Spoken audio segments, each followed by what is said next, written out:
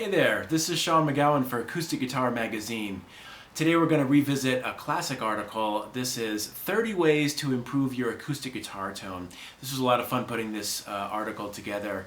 And in this video, I'm going to be going through each of the 30 tips and then kind of annotate them as we go along. So let's go ahead and dive in. So to start off, the first section of this article is all about practicing, and number one, observe yourself. And that is a great tip. There's a couple of different ways to do this, and this ties directly into tip number two, which is record your practice and gigs. So for those two tips, in terms of observing yourself, you want to build up a self-awareness while you're playing as much as you can, but oftentimes that's impossible because your mind is so focused on the music, or maybe watching your hands, or trying to listen, and all of these things happening.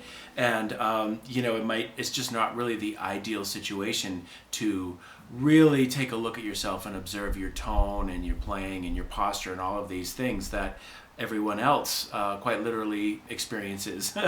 So I think one thing that you can do, one tip, is to practice in front of a mirror. A lot of actors and dancers do this. This will really help you in terms of observing your standing or sitting posture, or whether you're using a stool. You can always at least look at yourself in the mirror and look at how you're positioned with the guitar and how you're interacting with the guitar physically.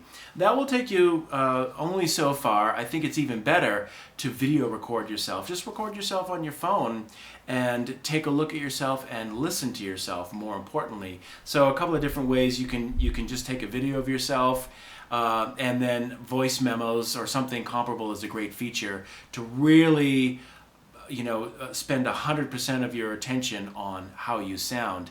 And it's a lot better to do that in that situation than to get into a recording studio, for example, when you're really, you're on, you have to be on, and then all of these things present themselves that you weren't even aware of. So observing yourself, recording your practice sessions, and of course recording your gigs, those will all really go a long way in terms of building your self-awareness and really honing in on how you sound while you are observing every aspect about your practice. Okay, number three, listen beyond the surface notes. So as it says here in the article, in the same way that you may be looking at your fingers but not really seeing what they're doing, you may be listening to yourself enough to know if your fingers are playing the right notes without hearing what else they're doing. And what this tip is getting at is a lot of the extraneous string noise that's created by playing acoustic. Now, this is so much an inherent part of playing acoustic that sometimes, most people aren't even aware of it, and sometimes it's desirable. And so what I'm talking about is this kind of string noise. I think there's good string noise and there's bad string noise, and ultimately that you can be the judge of what's good and what's bad. I remember reading that Pat Metheny, that was one of his favorite characteristics of the acoustic guitar compared to, for example, an archtop guitar with flat wound strings, is the live resonance and the string squeaking. However, you want to make sure that it's never distracting from the performance or taking away from the sound of your chord or the sound of your music. So you have to use your ears, again, observe yourself on that one. And when you're recording, there's different plugins and EQ effects that you can use that will retain the string sound, the noise sound, but also reduce any offensive nature of it. However, one thing that you can practice, this is a little trick that Al Petaway showed me, which is really helpful. And you can practice this with anything, but for example, if I had an F bar chord, and I was going to be playing a song where I needed to move up to a C bar chord, usually I would just do this. Did you hear that? So there's this giant squeak that's happening, and again, that might be a desirable effect or not, but a good thing to practice if it's not desirable and you go into the studio and you really need to clean it up, is just to simply release the pressure in your fingertips, at least off the bottom strings with the wound strings, because that's where you're getting your noise from. Then you can slide up with your first finger and then drop your fingers back on for the C chord. So literally in slow motion it's this. Off, take it up, and now you can hear all of the string sliding noise is eliminated. It's a little bit, it's there, but it's certainly reduced. It's a lot quieter than this. Now we can lift the fingers off the lower wound strings and get this. And if you have two microphones in stereo right here, they're going to pick up every single noise. So that's a nice little tip that you can use. Okay, number 4, visualizing your ideal tone. What that means is basically just sitting down and almost kind of meditating on your idea of the perfect acoustic guitar tone. And what you can do is just kind of imagine in your mind's ear your favorite players, whether it's a flat picker or a fingerstyle player, any genre of player, whether they're playing rhythm, strumming, fingerstyle, lead, all of those different parameters. You can make kind of a little scientific study of that. And then ask yourself, what is it about that player that you really admire in terms of their tone production? And you can also include tones that you don't like. And so now you're creating this self-awareness, and so you have an idea of what constitutes good tone to your ears and your own personal tastes, because it'll be different for everybody. And also what is maybe not necessarily desirable tone. So all of these, just thinking about these different things can really go a long way in terms of closing the gap between how you sound now and how you ultimately would like to sound. So visualization in the mind can be a very powerful tool. And over the years I've done even kind of palpable examples of that, where I'll make like a little playlist of songs that I like that to me are the epitome of perfect acoustic tone, or perfect hollow body tone, or perfect distorted strat tone, whatever it is. And you can start compartmentalizing these for flat picking and fingerstyle, whether somebody's plugged in using a mic, and then you can do a little research in terms of what their own gear setups are, how do they play live. And but it all starts with your hands and your instrument. So getting an idea of your ideal sound, now you have a specific target that you can aim for instead of just shooting in the dark. Let's move on to practice tip number 5. This is a really good one. Practice consistency of tone. I'm going to read this one verbatim because I think it's such a good one. Here's an exercise. Play the same note, we're going to do this. Play the same note, chord, or melody line over and over, striving for the same exact tone. Each time you play it, you want to go for that same sound, the same articulation. Really pay attention to whether you're using, hammer-ons, ghosted notes, grace notes, sliding. Where are you picking? Where are you using your fingers? All of those things will add up to your tone. They're all part of the equation. This is a great thing to imagine. It says, imagine you're an actor playing a part with a particular accent, and you need to do that take after take with the same vocal and tonal inflections. Experiment with a melody or solo line until you really like its sound. Once you have found that ideal tone, then practice it over and over again, and then try to achieve an identical sound each time. This is really great. I mean, not only will you be building aural and muscle memory, it'll serve you the next time you're on stage, and especially in the studio. For example, if you need to do several takes, or you need to splice in something or edit something, by practicing this on your own time in the woodshed, you'll become really good at it. And so let me just, illustrate what we're talking about here. So if we just played a single note, as we've checked out earlier, and as we will later in the lesson, there's lots of different ways to articulate that in terms of whether it's pick or finger or fingernail or flesh or where the pick is. So just be mindful of that. You can even use your eyes to say, okay, each time I'm picking it right here, because that will sound different from this. Very different tone.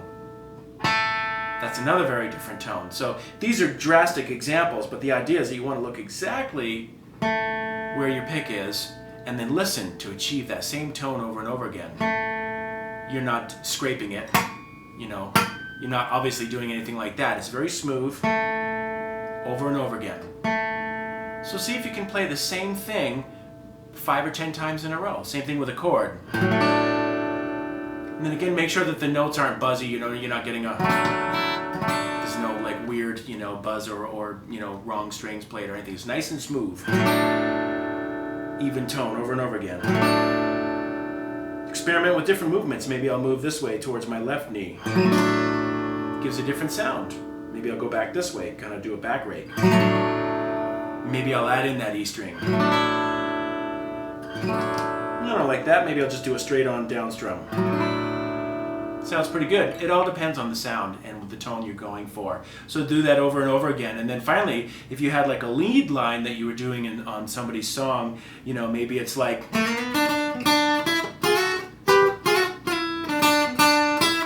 And so that's a longer line, but you want to just keep practicing. And the first thing is just to observe where you're doing, what you're doing technically. So I'm starting off with a pick, and then I'm doing a hammer-on, and then right into a slide. Into it, sliding into a double stop. And so just by practicing that over and over again, that's a great analogy to an actor that would practice the line over and over and over again. So first you get the tone, but then you have to build the aural and muscle memory to replicate it each and every time. Number 6, release tension. This is a very important one. A lot of times people, especially when they play difficult things such as bar chords, are just squeezing too hard. And if you squeeze too hard, you can actually squeeze your strings out of tune. You can kind of choke out some of the notes in there. So really a big part of technique is finding that perfect balance in each of the fingers, and then how hard you're squeezing both with the fingers against the fretboard and behind the neck with your thumb. That's also important. Sometimes people really like just kind of dig into the fretboard too hard. You know, one giveaway is that if your knuckles are turning white or just if your hands are turning different colors, then that you're squeezing too hard. Or if your hands hurt and they're really sore, chances are you're squeezing too hard. So just try to, one finger at a time, release the pressure and just see how loose you can get before the note buzzes out. Obviously you don't want the note to go away, but a lot of it is really feeling your touch against the string and then pressing that string down with the perfect amount of tension that will give great tone and great intonation. So that's something to really think about. Also, it's important to note that you want to avoid excessive tension in your entire body. So if you have tension in your neck and in your jaw, I know a lot of you are singers as well, tension in your shoulders, right through your arms, that's something that you want to be careful of, because if you're tense in all of those larger areas of the body, that will directly impact your fingers and your hands. So just be careful about that. You know, again, when you're recording yourself, observe your posture, and it's always a good idea to do a little stretching routine before you go to play guitar. So for me, kind of the steps are stretching, meaning stretching out the entire body, especially the neck, just, you know, loosening up the upper thoracic outlet up here, your shoulders, where all of the bundles of tendons and muscles and nerves come together, loosening up the wrists, finger stretches, those kinds of things. Then I'll get on the guitar, do a light warm up, and then I'm feeling physically ready to go. And that will have a direct impact on your tone. It will help it a lot. All right, let's take a look into some detail with some aspects of the fretting hand. So number 7, our 7th tip here is, again, following up on the last one, relax. Don't squeeze too hard. The idea is that you want to create intensity when you play and dynamics when you play, but never with too much tension, because that's where you can be prone or susceptible to injury. So again, if your hands are hurting, they're feeling cramped, if you ever have any like nerve issues, pins and needles, that means that there could be something wrong with your playing technique. And while we're talking about your playing technique, keep in mind your technique for what people call non-musical activities. So if you have a job or anything else that really demands a lot of repetitive motion or holding a posture for too long, just be really careful with those things, because those can also have a direct impact on your playing. Even though you're not playing guitar, you could be doing something else on the computer that's requiring this kind of posture for a long time, and that will have a negative effect on your guitar playing. Number 8, arch your fingers. This is the analogy that I wrote for this article, and one that I use with students, is that, you know, a good starting place is just to imagine a ball in the palm of your hand, or an orange, okay? And if you're going to squeeze into that orange, everyone basically has the same, you know, movement with their hands, in terms of your thumb will generally meet up with your middle finger. And now you're still kind of holding that ball, but your fingers are nice and arched, and you notice, you know, everyone's hands are a little different, but your index finger will kind of be going this way and your pinky this way, and that's the posture that you want to replicate. So if I'm playing a C chord now, my fingers are nice and arched so that I can hear every single note.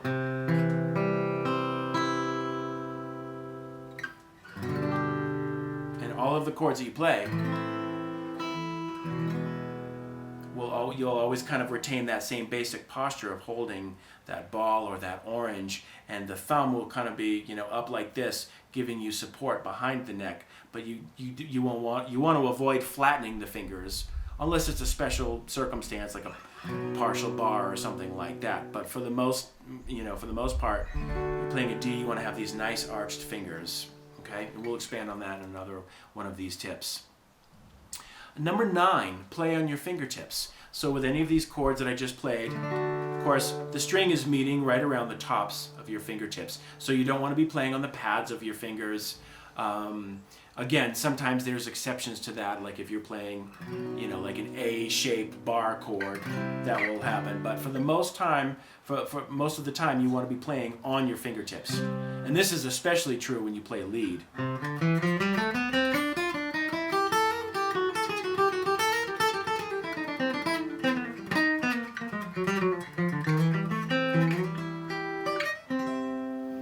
All those lines, I'm pretty much utilizing the direct tips of my fingers, never the pads or anything else. So that's something to consciously be aware of.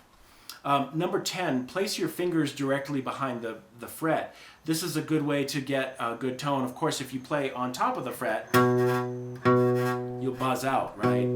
So it's very important if you want a nice note to be behind the fret. Depending on the chord, I'm usually right in between the frets. I mean, sometimes one finger has to be a little closer to the fret. So if I do like a simple power chord, for example, now the 3rd and 4th fingers are directly in between the frets, and the 1st finger now is right behind the fret. But you're still getting a nice clear tone.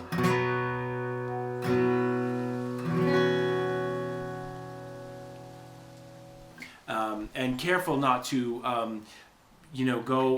push the strings out of tune by going too far to the left or to the right or inside. For example, if you do this. I don't know how much of that you can hear, but you can almost get a subtle chorusing effect. And obviously you're pulling the strings out of tune. So just be careful about that. Just make sure those fingers are nice and arched and lined up right in between the frets. All right, moving on to tip number 11. Keep your fingernails trimmed.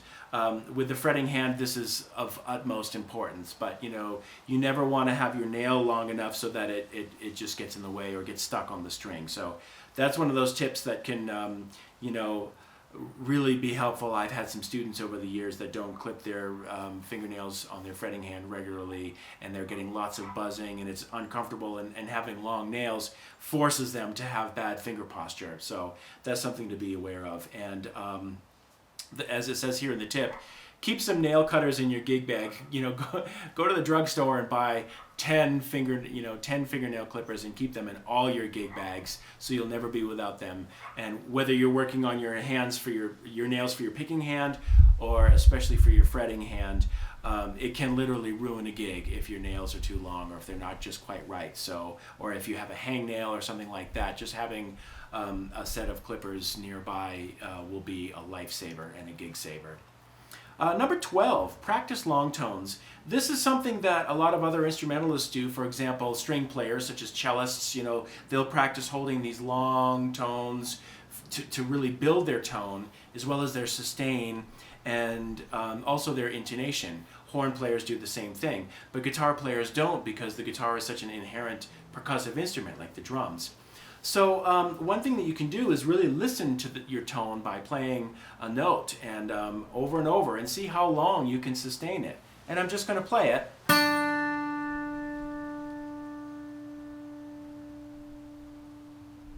And I'm going to let that ring. And I'm going to really focus on that note and imagine it blooming.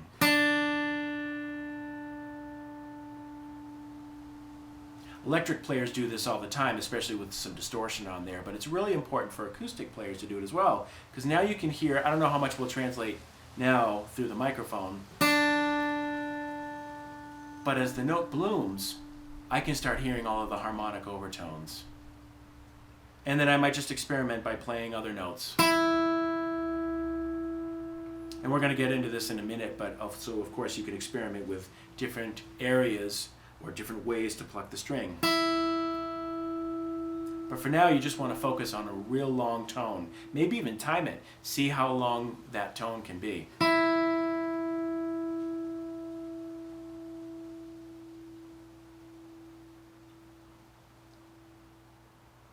And sometimes, you know, if you have really old strings, the note will die off, or of course, different guitars have different levels of sustain. I'm playing this Bourgeois OMC right now, and Bourgeois guitars are very well known for their incredible sustain. So I really like guitars that can sustain, but I want to do everything within my power and within my technique to allow those notes to ring as long as possible. So practice long tones. Number 13. Let melody notes on adjacent strings ring. So chords aren't the only things that can benefit from arched fingers. Arching your fingertips help you sustain notes when fretting single note melodies. And then the example here, it asks you to play example 2 slowly and make sure that each fretted note sustains into the following open string note and vice versa. So what it's basically talking about is keep those fingers arched so that you can let the next open string adjacent, and when you're skipping a string, ring free.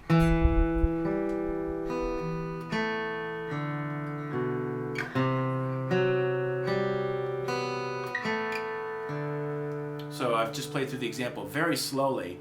If I take it up a little bit in tempo, you still want to have those notes just spill into the next one. So it's nice and, you know, almost sounds like a piano with a sustain pedal held down.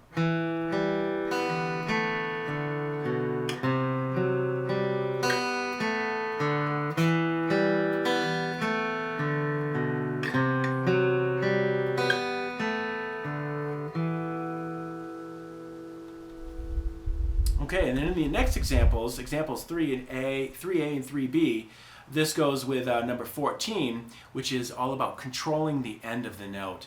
The great guitarist Michael Hedges once said that a lot of guitar players think about how a note starts, but very few think about how the note ends. And that's a very important thing to think about when you stop and think about it. So in this example, what it's illustrating is really allowing those rests to come through. And the way to do that with the fretting hand is to just simply release the pressure. And this is something that you can't even really see unless you are right on top of my fingers. But basically, if I were to play this first note, E, and I want that to stop, I can stop it just by releasing the pressure on my left hand, my left index finger.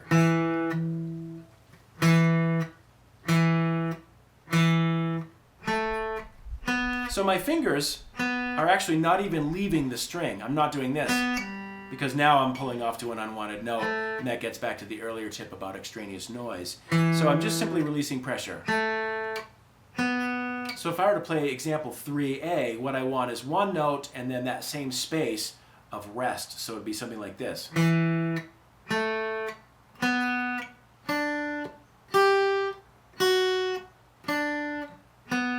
And to keep it super clean as possible, I'll reinforce that by kind of dropping my picking hand onto the string, and that gives me an extra mute there. If I was in the studio, for example, I want to be as precise as possible. But it all starts with the fretting hand technique of just simply releasing, and you're stopping the note that way. Example 3B, now you're practicing longer tones, but we're in 3/4, so we have 2 beats of sound followed by 1 beat of rest. So it would sound like this. 1, 2, 3.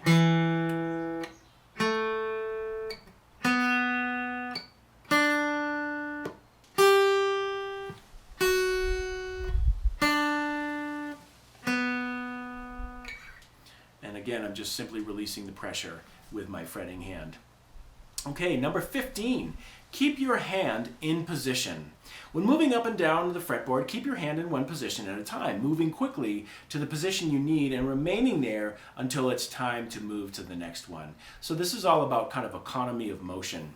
So you want to avoid meandering from one position to the next or stretching your fingers out of that posture that we talked about. You always want to have this. When you see a lot of great guitar players play, they're never kind of awkward or anything like that. It's just really this, just moving around efficiently and solidly, and wherever they go to, they're ready to play in position.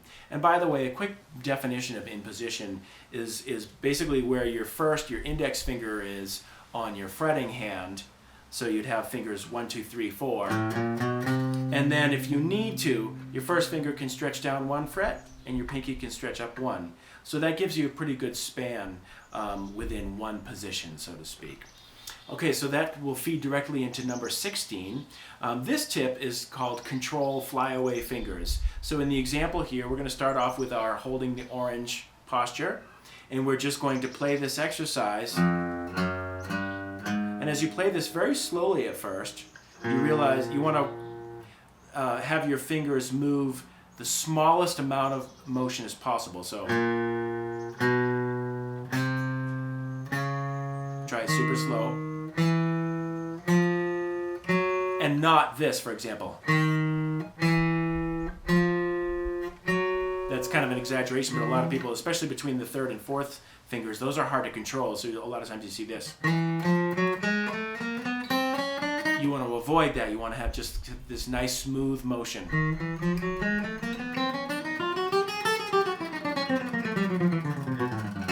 And even when you play faster, your fingers aren't going to start flying away. And if they do, then slow it down and then take it right to that initial posture with the least amount of motion possible.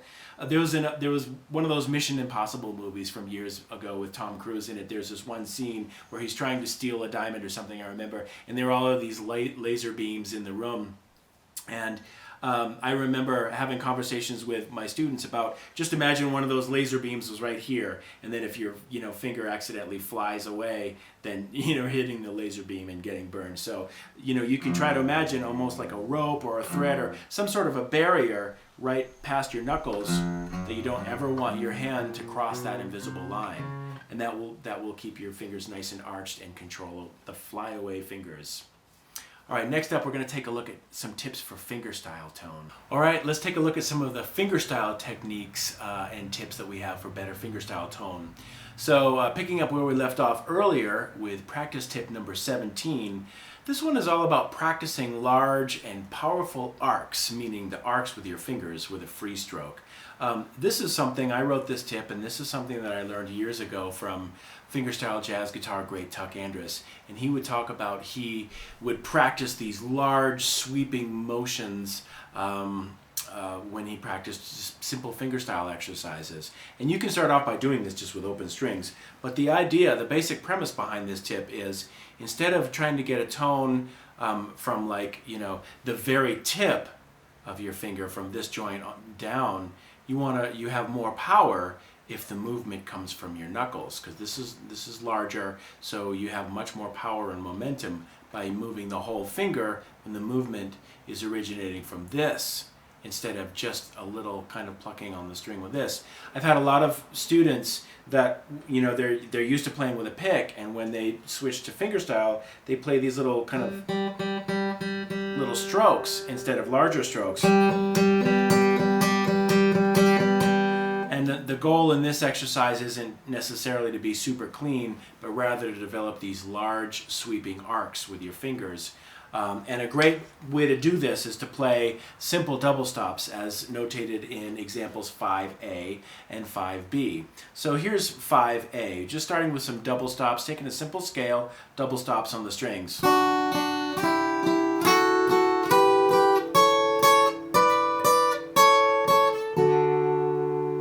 So you can just make this a nice little exercise using alternating IM movements, but one finger is playing 2 strings.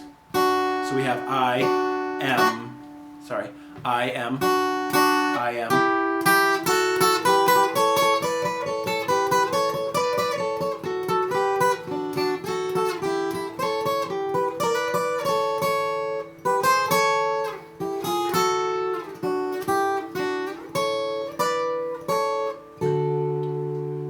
And you can take it to the next level in example 5B here by actually playing 3 adjacent strings with one finger. So doing the same IM alternating patterns, but with 3 strings, like a triple stop. So maybe the first thing to do would start off with that D major triad here, and just do 1 stroke with the index finger, and then do the same thing with the middle. Again, I'm not going for accuracy, I'm just going for this developing strength in an arc.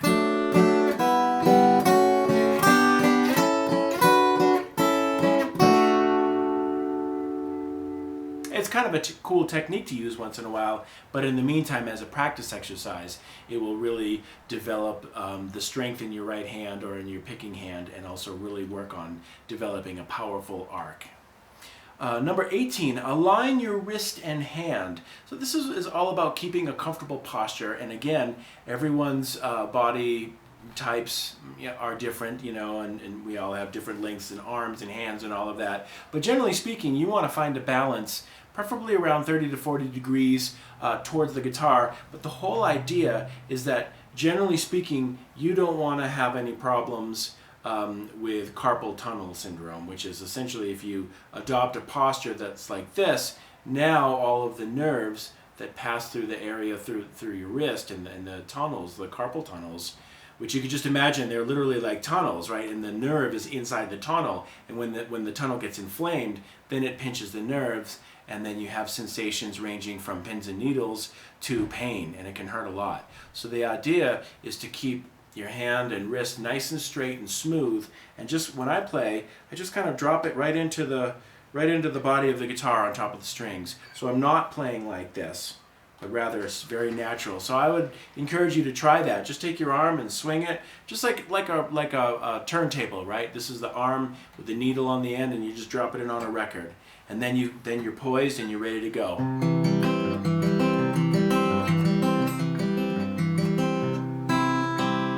And it's all pretty much straight with my arm. So take a look at that. Number 19 we kind of covered in the last. In tip 17, but when you pluck an open string, you know, it's this idea of if you just pluck it using the very tip of your finger, you get kind of a small, thin tone. But now if all of a sudden you do it with a movement from your knuckle, it's a little bigger. Here's another example in the B string. Versus. Just get a much fuller, rounder sound. You can try this with the flat pick too, by the way, but the idea is that the motion originates from the knuckle instead of just the fingertip. Number 20 is all about experimenting with hand placement over the sound hole. So we have a musical example here, example 6, and this one's just kind of fun to play using different, you know, I think the most dramatic 3 positions would be right almost like on the fretboard, which will give you a very warm, full sound, kind of directly over the sound hole, and then back towards the bridge, giving you kind of like a metallico sound. So what you can do is just take a simple exercise and listen to the tonal differences. So I'm just going to play this exercise a couple of times with different right hand placements. So here's example 6, just with kind of a neutral over the sound hole placement.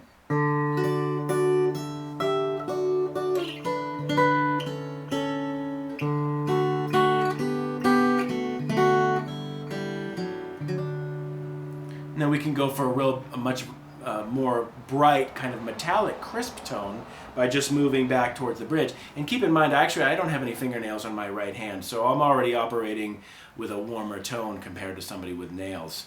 It'll be even brighter back here if you have fingernails. So here's the same example.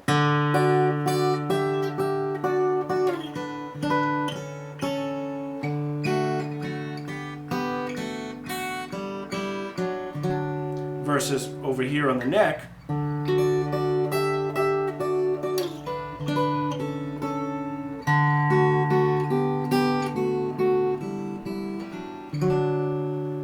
One of my favorite fingerstyle players that plays the nylon string is David Quayle, and he'll do this quite often in his own compositions, where he'll dramatically move his right hand to get these different timbres in the middle of a passage. Stevie Ray Vaughan used to do this on his Strat by basically manipulating the pickup selector. So it's really taking advantage of the full tonal spectrum. So here's that same example, maybe the way that David Quayle might play it, something like this. Start off brighter, and then move to a warmer sound, or vice versa. So let's check it out.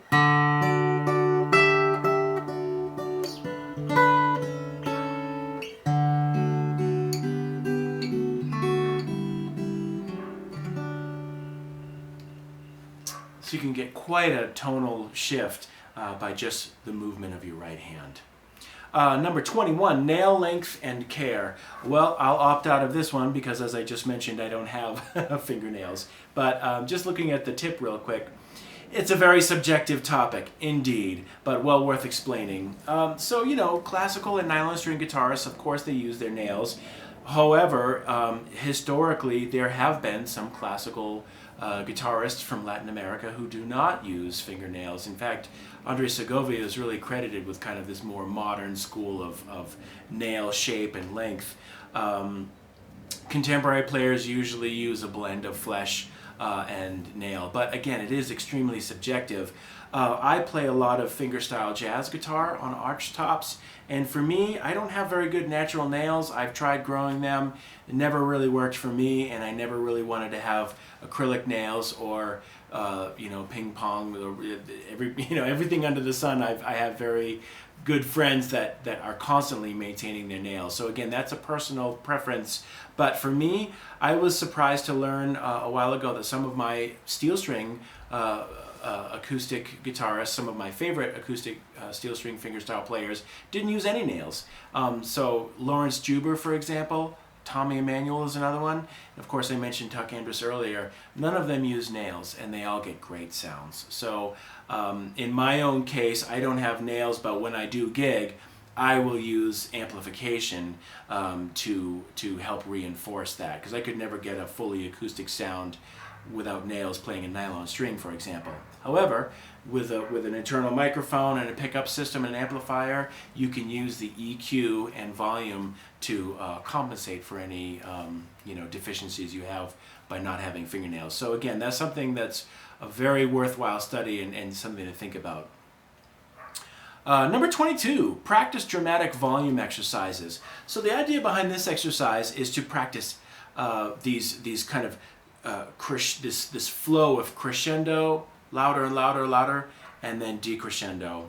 And one thing I just would like to offer to you, this is what I do with my students in a lesson, is the first thing I think a lot of guitar players need to establish that most guitar players don't think about is establishing dynamics. Meaning, and we can start with three different parameters. We can say forte loud, mezzo forte or kind of medium, mezzo piano, and then piano, which means soft. Now this is something that chamber musicians work on quite a bit, but guitar players not so much. So you can do this with your voice. I just encourage you to try this little exercise at home. Maybe in a natural speaking voice you can establish this as mezzo forte, or just think of it as medium. And then forte would be loud. So maybe this was more of a louder speaking voice, something that's bordering on yelling. And then maybe the opposite of that would be piano. So try those three different volume settings with your voice, and then try to match those settings with the guitar. So if I was, and you can do this with a pick, I can demonstrate with a pick as well. So if my speaking voice is normal, maybe this is normal. That's a normal speaking voice. Now if I'm gonna get a little louder, close, approaching forte, on the other end of the spectrum, maybe it'll be soft.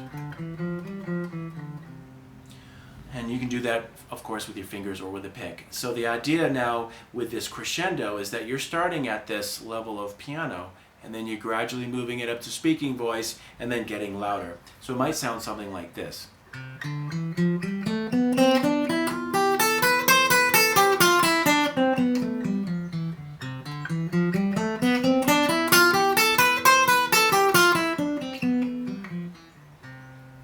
It's just kind of like this little wave that happens with a crescendo. Now again, I'm not worried about accuracy so much. I'm really, sweeping those arcs to get the exercise across, which is all about dynamics. So I'm less concerned with accuracy and tone. I'm just trying to create a wide dynamic range in my playing. Number 23, kind of taking off on this idea, is to practice dramatic articulation exercises. And this is really great. This is super powerful, both for fingerstyle players and with a flat pick. And so the idea is to accent a note and something to visualize, and maybe I'll demonstrate this with a pick because we're about to get into our flat picking section anyway. But the idea is, just imagine a drummer.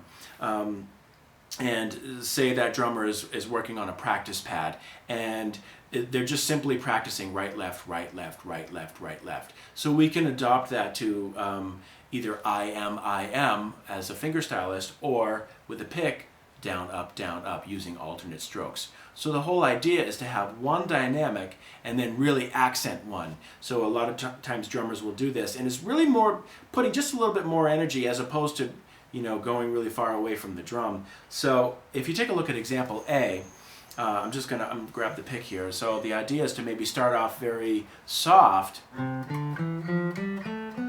and then what we're gonna do is just pick a random note to accent, and it could be any of those notes. In this example, 8A, it's E, which happens to start off with the third note. Now what's cool about this exercise is, because it's a 7-note scale, you're going to have to accent a downstroke and an upstroke later on in the upper octave. And of course, upstrokes are harder to accent, so it's a really good exercise. So let me demonstrate. Here's by 8A accenting the E's.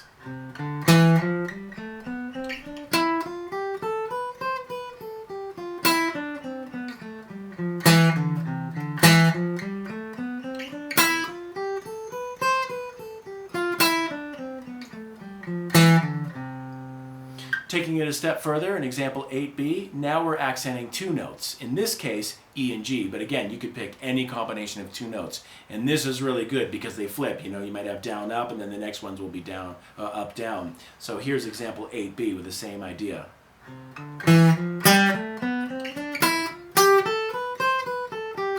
Oh, sorry, let me try it again.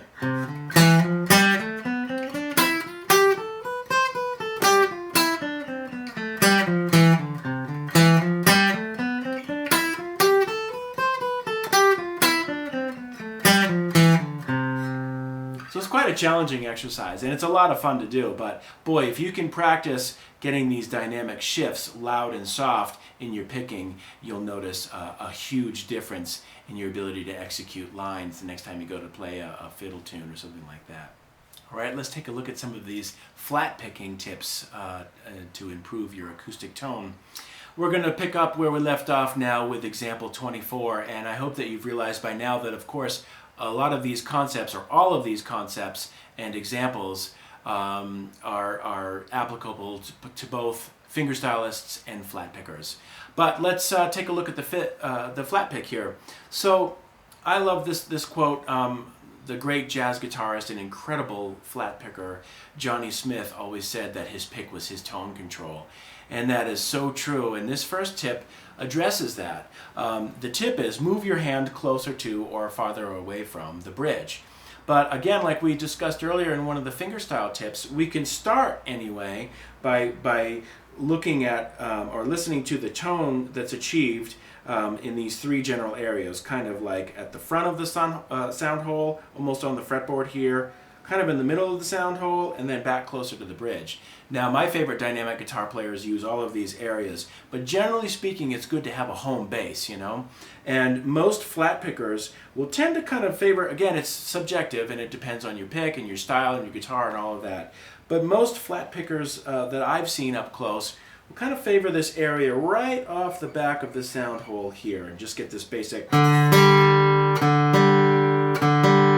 Now, even if we play open strings, if you move your pick around, you can hear the difference in tone. Now a little bit towards the front part of the sound hole. Down to the back, maybe this is more of the sweet spot. And then finally closer to the bridge. And listen to the contrast between this and this.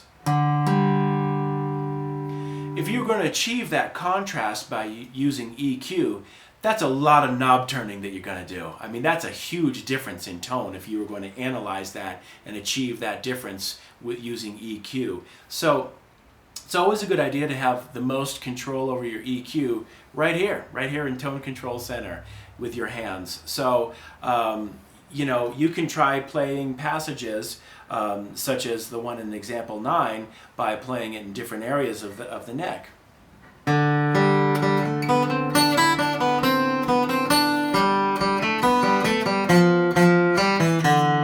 Now if I played the same thing right on top of the fretboard, I'm going to have a warmer sound. This time I'll play the same exercise and go to the second ending. Sorry, let me just...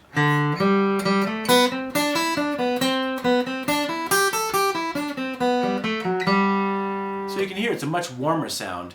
But I think ideally you'll find your sweet spot and then make those tonal adjustments as you learn to blend with other instruments. You know, the type of setting it is, maybe whether you're recording or playing live, all of those different situations will call for a tonal adjustment on your part, and it all starts right here. Another thing that's amazing with tone differences is in tip 25, changing your pick angle. And you know, you can even take this a step further. I'm going to combine this with number 26, which is try a heavier or lighter pick. Again, a lot of this is very subjective, but just check this out. I'm going to start with one pick, and I'm going to play a little lick here, and I'm just going to change the pick angle and listen to the difference in tone. So I'm just going to keep in the same spot here. I'm kind of right at the almost to the edge of the back of the sound hole here.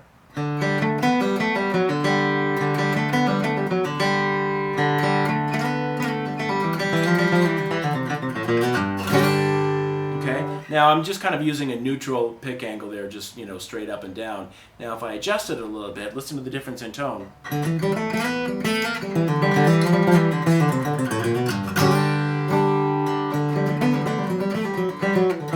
Versus.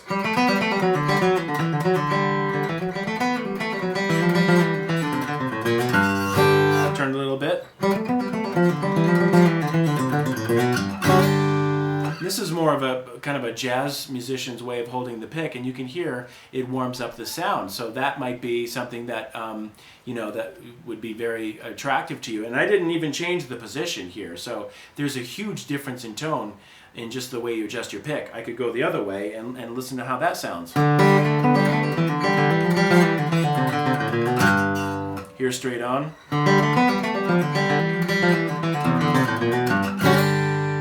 Finally angled the other way.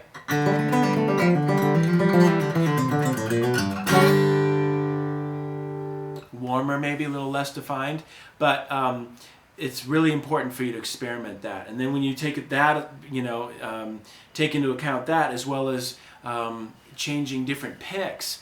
So I thought it would be cool to just kind of demonstrate the difference in tone. Now I'm going to hold my pick the same way and place it in the same area, but I'm going to use 4 different picks just so you can hear the differences. So, and I think it's cool to mention these picks because I use them all and I love them all. It's just different tonal options, you know. I think in the same way that you would have all of these, you know, colors available in your palette. Some things will work better for some styles than other, or strumming, you know, maybe you want to have a lighter pick. For flat picking, or, you know, certainly with gypsy jazz styles, you want to have heavier picks. But listen to the difference. I'm just going to play something real simple. Here's pick number 1, which is a Saga. This is a Golden Gate pick made by Saga.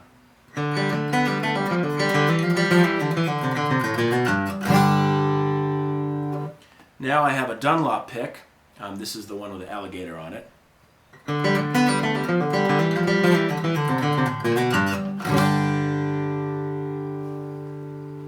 This one's a D'Andrea Pearl-Plec.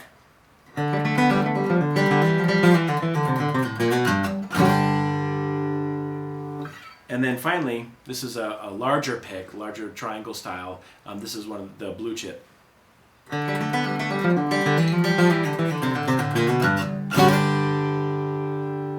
So you can hear there's quite a bit of difference. I mean, to my ears, the biggest tonal difference is between this Blue Chip and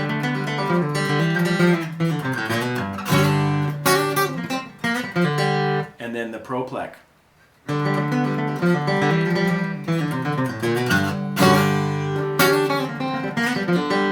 They both sound great, but it's just really, there's a huge tonal difference. So that's just an example of that being the only variable that changes. Same player, same guitar, same pick angle, same position. And it's remarkable, the tonal differences that you can achieve.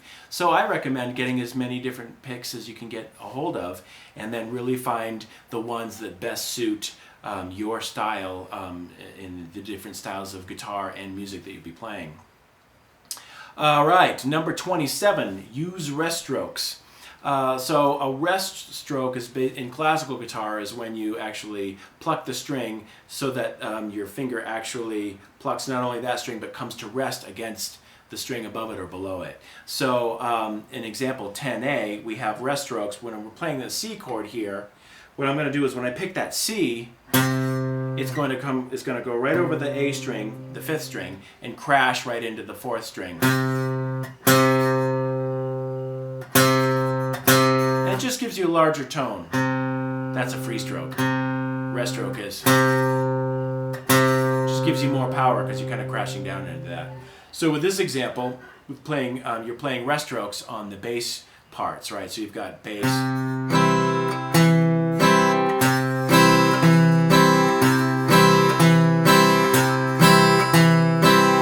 Both of those bass notes, the C and the E, I'm just kind of moving my pick, resting it right into the next strings above those two strings, the A and D strings. In the next couple of examples, it's basically just doing that whenever you have a walking bass line, you have this rest stroke on the bass parts.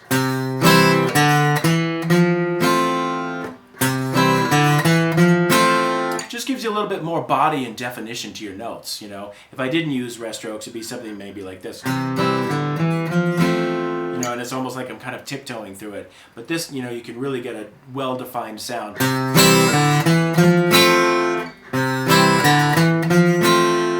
And continue that concept through example 10C, even in tandem with a hammer-on. So every time you're going to pick, you're going to use a rest stroke. So you've got pick, and I'm picking right into the G string here.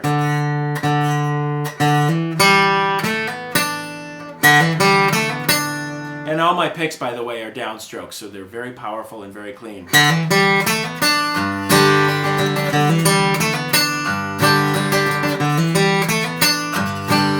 And it just allows you this very powerful note to cut through the mix. Number 28 is also tied in with this, controlling your strum. So it's all about learning how to control in very subtle to very drastic or dramatic ways with your right hand. Again, experiment with all these different pick shapes, sizes, materials, thicknesses, controlling your strum, whether you're using rest strokes or just a very free, loose, you know, strumming if you're going to do something that's quicker.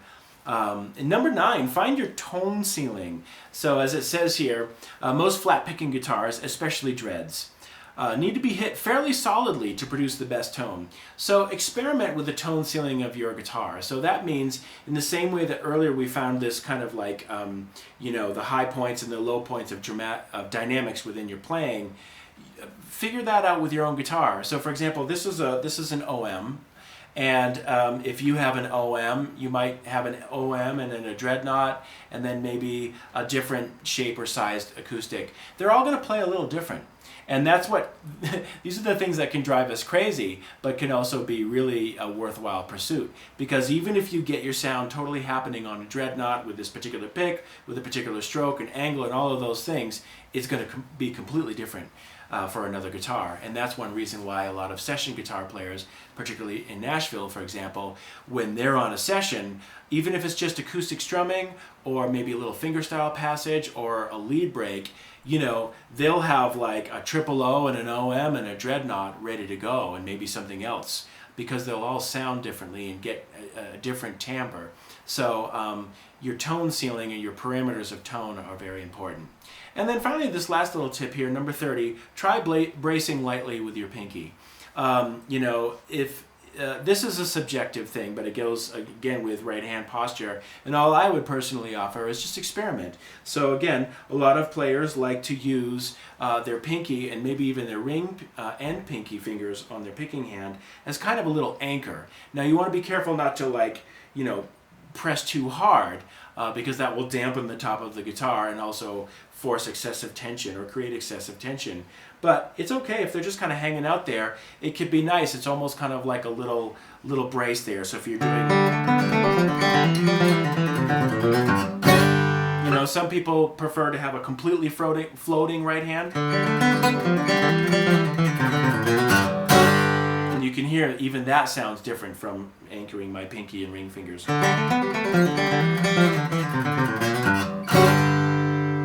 So there's all of these variables that you can take into account. So all I can offer is take your time, use your ears, learn to create this self-awareness and really pay attention to your tone, because that, above any other musical aspect of your playing, is what people will remember most and take away with, is your sound, and that's your personal identity. So have fun exploring these tips, and I'll see you next time.